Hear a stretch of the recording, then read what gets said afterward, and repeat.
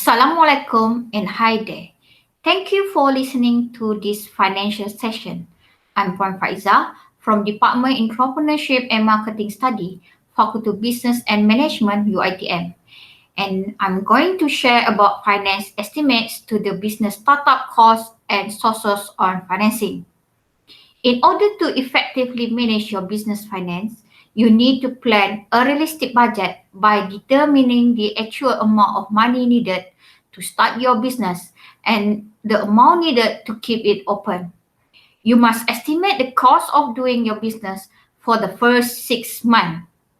So, what is startup cost and what is the benefit if you have to calculate your startup cost? Startup costs are the expenses or expenditure incurred during the process of creating a new business.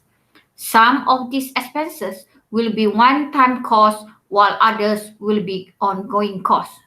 Having a realistic idea of your startup cost is essential as it allows you to keep a tight control on cash flow and reduce the chance of running out of resources before your business has taken off. The most effective way to calculate your startup cost is to use a worksheet that lists both one-time and ongoing costs. The components of the startup cost includes capital expenditure, working capitals, other expenditure, and also contingency costs.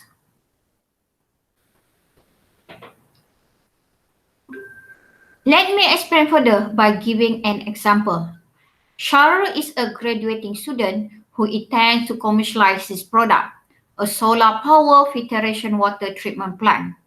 This is the example to show how to estimate the startup cost or startup capital and sources of financing. This startup cost incorporates both long-term and short-term expenditure needed to start a business. Long-term expenditure or capital expenditures refers to expenditures such as the procurement of plant, machinery, equipment, vehicle, and other fixed assets needed by the new business. While short-term expenditure such as payments of utility, salary and wages, factory overheads, purchase of raw material or inventories, this represent the amount of initial working capital required to finance the daily operation until the business gets its first sales. Usually, the amount of working capital needed is depend upon the period until the business can generate enough sales to cover its short-term expenditure. Therefore, the amount of working capital needed could be in the range of 1 to 6 months. While one-time startup cost or other expenditure is relates to the one-time activity that take place at the beginning of business venture. Include costs such as setting up a new facility, which include registration, legal fee, deposit payment, starting inventories, cost to introducing a new product or service to the market, and etc. The final component of the startup cost is provision for contingency. This cost is added to the cost of other components based on a certain percentage, usually between 5 to 10%. The reason for including these contingency costs in the startup cost is to take care of any variance of the actual from budgeted expenditure. For example, if the cost of raw materials increase during the planned period, the company can utilize this fund to cover the extra cost without having to search for new funding. As for this Solar XYZ business, the startup cost is RM 276,320 ringgit. As we know, the Solar XYZ startup cost is RM 276,320, and from where they can get sources of financing to fund or finance their business. Actually, they can refer to various sources of finance available to fund their business. This could be internal or external sources of finance.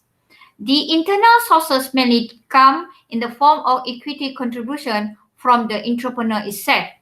This contribution can either be in the form of cash or other asset.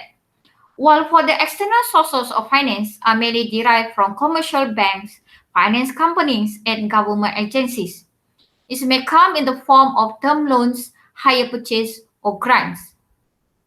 The total amount of fund that Solar XYZ has to be sourced should equal the total startup cost calculated earlier.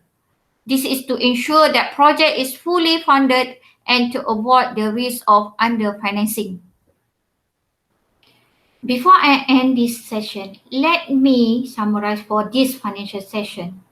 The initial investment into your business might include one-time startup costs and initial working capital.